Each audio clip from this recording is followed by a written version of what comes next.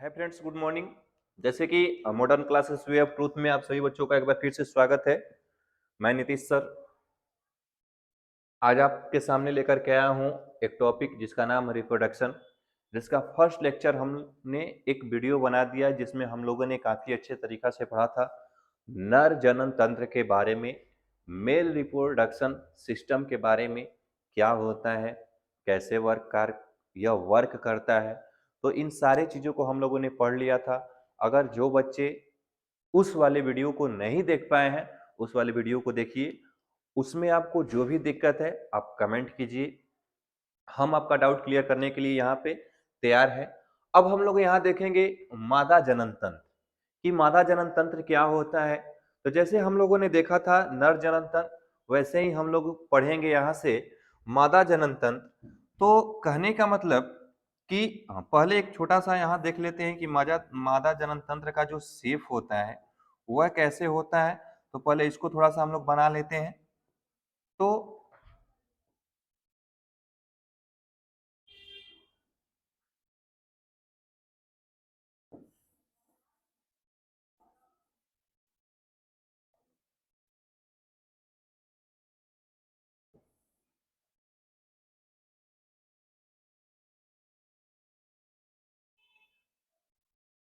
ये जो शेप होता है वो होता है एक मादा जनन तंत्र। इसको हम लोग कहते हैं ओवरी। यहाँ भी ओवरी होता है। तो किसी भी फीमेल में यदि ओवरी की बात किया जाए तो ओवरी दो होते हैं, और पक्षियों में यदि ओवरी की बात किया जाए तो ये क्या होते हैं, तो ये पक्षियों में एक होते हैं। तो हम लोग सबसे पहले जब बात आ गई है ओवरी की, तो ओवरी में होता क्या चीज है। तो ओवरी में क्या होता है कि जैसे जो कोई भी फीमेल होता है तो उसके निषेचन क्रिया के लिए, प्रजनन के लिए अंडाणु की आवश्यकता होती है। तो ये जो अंडाणु होते हैं वह कहाँ बनते हैं, तो अंडाशय में बनते हैं। यही ओवरी को हम लोग हिंदी में क्या बोलते हैं, अंडाशय बोलते हैं। तो ये जो होता क्या है, तो ये एक चक्रण होता है 28 दिनों का, लगभग एवरेज 28 दिनों का होता है। इसमें क्या होता है कि पहले 1 से 7 डेज में यह ओवरी में बनता है। उसके बाद 7 से फिर अगले 7 डेज में क्या क्या होता है, यह अगले 7 डेज में क्या होता है कि ये पूरी तरह से परिपक्व होता है। पूरी तरह से परिपक्व कहने का मतलब ये तैयार होता है, विकसित होता है। क्या करने के लिए, तो प्रजनन क्रिया करने के लिए क्या होता है। इन 7 डेज में ये पूरी तरह से तैयार रहता है जनन क्षमता के लिए, प्रजनन क्षमता के लिए।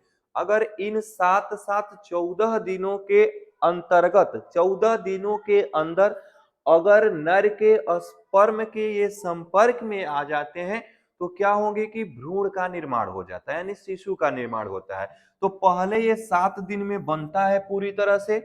उसके बाद ये 7 दिन और 7 14 दिन तैयार रहता है प्रजनन के लिए। और अगर इन 7 और 7 14 दिन में कोई भी स्पर्म इनके संपर्क में नहीं आता है तो अगले फिर ये 7 दिन में ये क्या हो जाते हैं, खत्म हो जाते हैं, नष्ट हो जाते हैं, और ये क्या हो जाते हैं, बाहर निकल आते हैं। जिसको हम लोग कहते हैं मासिक धर्म, मासिक चक्रण कहा जाता है। यानी कहने का मतलब कि इस 28 दिन की जो अवधि होती है, जो समय होती है, जो समय अंतराल होती है, इसी को हम लोग क्या कहते हैं, मासिक धर्म कहते हैं, मासिक चक्रण कहते हैं। जो जिसमें होता क्या है, तो जिसमें यही होता है कि ओवरी में ओवम का निर्माण होता है, यानी अंडाणुओं का क्या होता है, निर्माण होता है। देखो यहाँ कहने का मतलब कि क्या यहाँ दो ओवरी है तो दोनों में अंडाणुओं का निर्माण होता है, तो नहीं, एक ही ओवम में क्या होता है, अंडाणु का निर्माण होता है। उसके बाद क्या होता है यहाँ पे, यूटरस। ये जो पूरी सिस्टम होती है वह किसकी होती है, यूटरस की होती है। इस यूटरस में क्या होता है, तो इस यूटरस में जो शिशु होते हैं उसी शिशु का इसमें क्या होता है, विकास होता है, भरण पोषण होता है। पूरे कितने महीने तक, 9 महीने तक इसमें शिशु का क्या होता है, विकास होता है। उसके बाद इसे जो हम लोग कहते हैं, उसे इसको हम लोग कहते हैं फैलोपिन नालिका। ये जो क्या है, ये जो एक लंबी नालिका है इसको कहा जाता है फैलोपियन नालिका। इस फैलोपियन नालिका में क्या होता है, तो इस फैलोपियन नालिका में जो नर जनन तंत्र का सीसन होता है वह क्या होता है, निषेचित होता है इसी फैलोपियन नालिका में। इस इस यूटरस और फैलोपियन नालिका के बीच में एक पतली झिल्ली होती है। क्या होती है? एक पतली झिल्ली होती है। ये जिसे हम लोग क्या, कौन सा झिल्ली कहते हैं? तो इस झिल्ली को हम लोग कहते हैं हाइमेन झिल्ली। इसको हम लोग क्या कहते हैं? हाइमेन झिल्ली कहते हैं।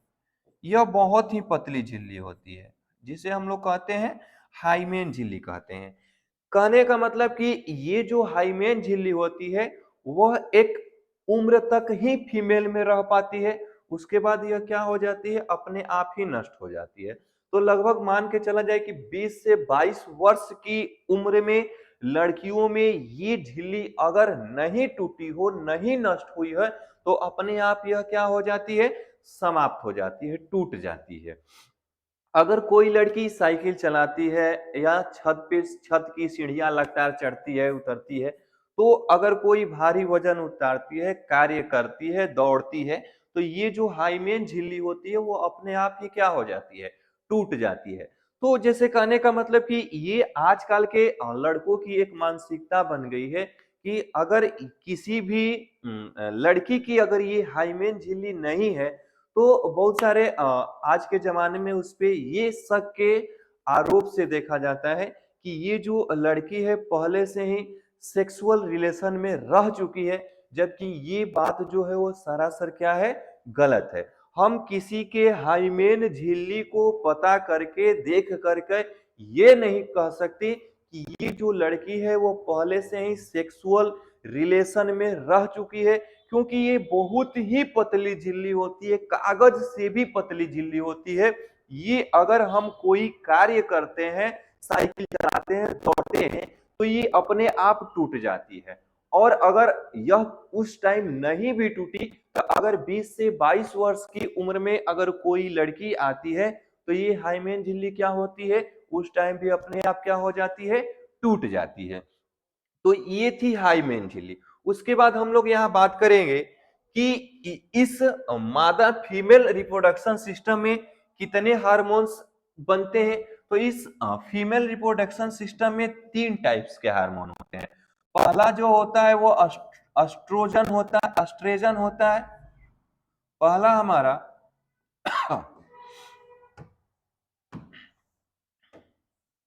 पहला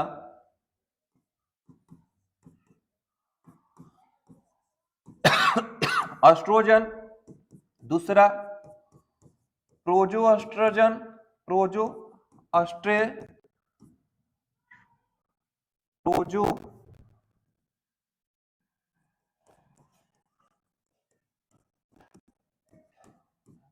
प्रोजेस्टेरोन होता है। उसके बाद जो तीसरा होता है वह रिलैक्सिन हार्मोन्स होता है। क्या होता है? रिलैक्सिन हार्मोन्स होता है। ये तीनों हार्मोन्स के बारे में हम लोग पहले देखेंगे कि एस्ट्रोजन क्या होता है, प्रोजेस्टेरोन क्या होता है, रिलैक्सिन होता है। तो हम लोगों ने सबसे पहले पढ़ेंगे एस्ट्रोजन के बारे में। तो जैसे कहने का मतलब कि ये जो एस्ट्रोजन होते हैं वे एक महिला के पूरे शरीर के विकास को बतलाते हैं। यानी कहने का मतलब कि अगर किसी भी महिला में एस्ट्रोजन नामक हार्मोन्स बनने लगता है तो उसके शरीर में बहुत सारे बदलाव देखने के लिए मिल जाते हैं। जैसे उसके चेहरे का जो चमक होता है वो थोड़ा चिकना हो जाता है। उसके बाद उसके स्तनों का विकास होने लगता है, चेस्ट का विकास होने लगता है। उसके बाद उसके शरीर पे बाल भी आने लगते हैं। तो कहने का मतलब कि ये एस्ट्रोजन आने का मतलब है कि कोई भी लड़की विकसित होने को बता रहा है। उसके शरीर में क्या क्या विकास होते हैं, अगर एस्ट्रोजन हार्मोन्स बनने लगते हैं तो स्तन का विकास होने लगता है, शरीर पे बाल आने लगता है। उसके बाद शरीर जो होता है वो थोड़ा स्मूथ दिखने लगता है, चिकना चिकना सा दिखने लगता है। उसके बाद ये जो प्रोजेस्टेरोन होता है उसका हमारे शरीर में क्या कार्य होता है, तो देखो इसको हम लोग क्या बोलते हैं, यूट्रस। इस यूट्रस में क्या होता है कि इस यूट्रस में होता है शिशु। इस यूट्रस में क्या होता है, शिशु, इसी यूट्रस में शिशु का क्या होता है, विकास होता है। तो जो शिशु का विकास होता है, एक शिशु का जन्म होता है, तो वो होता है लगभग 9 माह के उपरांत, 9 महीने के बाद, मतलब 270 दिनों के बाद। देखो अगर लड़का है तो वो लगभग 9 महीने तक उसकी डिलीवरी हो जाती है, और अगर लड़की है तो 9 महीने 10 दिन 15 दिन उस तक उसकी डिलीवरी हो जाती है। तो जो इस मेल फीमेल के यूटरस में, गर्भाशय में जो 9 महीने तक बच्चा रहता है, उस बच्चे को एक पहले दिन से लेकर के 9वें महीने तक ये जो प्रोजेस्टेरोन होता है, उस बच्चे को क्या करता है, प्रोटेक्शन करता है, मतलब सुरक्षा प्रदान करता है, उसको सुरक्षित रखता है किसी भी तरीके से। तो ये भ्रूण को क्या करता है, जनरली सुरक्षा प्रदान करता है। उसके बाद बात आती है रिलैक्सिन हार्मोन्स की, कि रिलैक्सिन हार्मोन्स का क्या कार्य है। तो ये रिलैक्सिन जो हार्मोन्स होता है, वह देखो इसके बारे में थोड़ा सा और बता देते हैं, प्रोजेस्टेरोन हार्मोन्स, कि ये जो प्रोजेस्टेरोन कभी कभी क्या होता है कि किसी भी फीमेल के गर्भ में ही शिशु 1-2 महीने के बाद या 2-3-4 महीने के बाद शिशु क्या हो जाते हैं, खराब हो जाते हैं, मतलब डेथ कर जाते हैं पेट में। तो ये जो प्रोजेस्टेरोन है ना, वो उनका अच्छे तरीके से नहीं निकल पाता है। क्यों नहीं निकल पाता है, तो अगर आपके शरीर में आयरन और जिंक, ये दोनों चीज की मात्रा अगर भरपूर है, तो फिर आपको प्रोजेस्टेरोन हार्मोन्स की कमी नहीं होगी। मतलब आपका जो शिशु है, बच्चा है, वह 9 महीने तक गर्भ में पूरी तरह से क्या रहता है, सुरक्षित रहता है।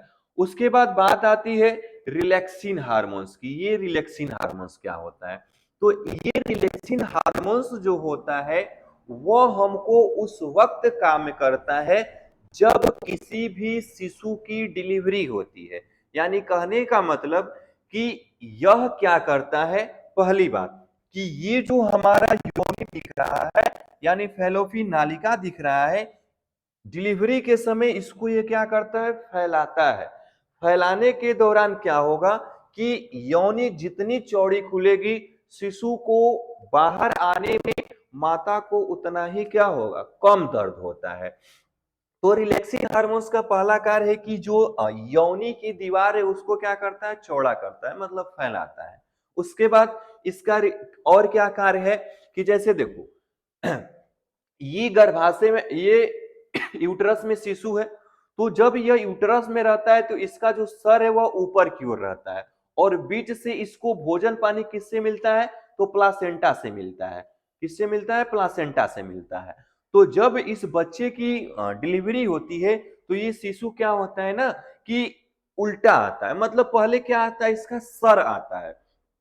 तो सर किसके वजह से आता है, तो इस रिलैक्सिन हार्मोन्स के कारण ही यह बच्चे को अंदर ही क्या कराता है, रोटेट कराता है, अंदर ही उसको क्या करता है, घुमाने का काम करता है, जिससे इस बच्चे का सर पहले आता है और पैर क्या होता है, बाद में आता है। तो ये यूटेरस में बच्चों को घुमाने का कार्य कौन करता है, तो रिलैक्सिन हार्मोन्स करता है।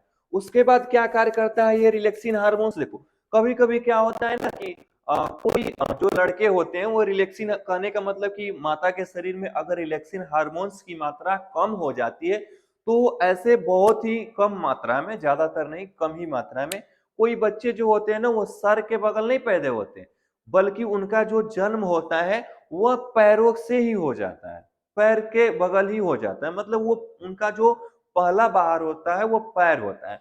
तो वैसे बच्चे जो पैर के, मतलब जिनको बोला जाता है कि ये उल्टा जन्म लिए हैं, तो वैसे बच्चे जो गांव में उल्टे जन्म लिए हैं, तो भी क्या कार्य करते हैं ना, कि अगर गांव में किसी के मान लो कमर वमर में चमक पड़ गया हो, तो कहा जाता है कि अगर जो बच्चे उल्टे जन्म लिए हैं, वो अपने पैरों से वहां उस जगह पे ऐसे मल देते हैं ना, तो उनकी चमक क्या हो जाती है, ठीक हो जाती है।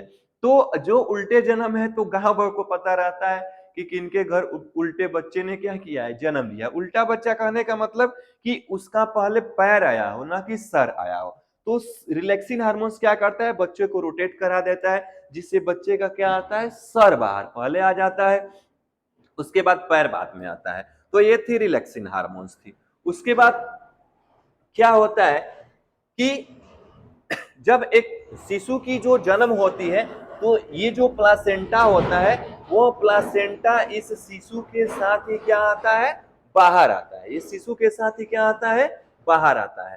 तो ये जो प्लासेंटा होता है वो शिशु के साथ ही क्या होता है, बाहर आता है। और बाहर आने के बाद उसको क्या कर दिया जाता है, बाद में काट दिया जाता है। तो एक पहले की एक राजा महाराजा थे जो शाहजहां, जिनकी बीवी की मृत्यु हो गई थी। तो वो 14वें बच्चे को जब जन्म दे रही थी तब उसकी मृत्यु हो गई थी। तो भाई 14वें बच्चों को सोचो, 20 साल उसकी शादी के हुए थे और 20 साल में 14 बच्चों को उसने जन्म दे दी थी। तो 20 साल में जब 14 बच्चे को जन्म दे दी थी तो ये जो रिलैक्सिन हार्मोन्स था वो जब 14वें बच्चे को जन्म दे रही थी तो उसके शरीर में रिलैक्सिन हार्मोन्स कम हो गया था। और रिलैक्सिन हार्मोन्स कम हो जाने के कारण वो वहीं पे उसकी क्या हो गई थी, मृत्यु हो गई थी। तो मृत्यु हो जाने के बाद शाहजहां ने क्या किया था, उसी की याद में क्या बना दिया था, ताजमहल बनवा दिया था। ठीक है। उसके बाद जैसे हम लोगों ने एक बात और देखा था कि नर जनन तंत्र में क्या होता था कि यूरिन और स्पर्म के एक ही रास्ते होते थे, जबकि फीमेल में ऐसा नहीं होता है। फीमेल में ऐसा नहीं होता है। फीमेल में जैसे ये क्या हो गया हमारा, ये हो गया हमारा किडनी। तो कहने का मतलब कि इसमें जो यूरिन इसमें जो आता है वो उसके लिए एक अलग नालिका होती है। यूरिन आने के लिए इसमें क्या होते हैं, फैलोपियन नालिका में ही उसकी एक अलग नालिका होती है, जिससे क्या होता है, उससे यूरिन बाहर होता है। और फैलोपियन नालिका में क्या होती है, निषेचन होती है। तो ये थी हमारी पूरी क्या था, एक फीमेल रिप्रोडक्शन सिस्टम था, जिसको हम लोगों ने देखा और समझा भी। तो ये होती है फीमेल रिप्रोडक्शन सिस्टम, जिसमें क्या होता है, 9 महीने के बाद अगर बच्चों का जन्म होता है। तो अगर ये वीडियो आपको अच्छा लगे तो लाइक करें, चैनल को सब्सक्राइब करें, और अगर कहीं भी इस टॉपिक में आपको दिक्कत है तो कमेंट करें, और ये वीडियो अपने दोस्तों को ज्यादा से ज्यादा शेयर करें। थैंक यू, मिलते हैं नेक्स्ट वीडियो में।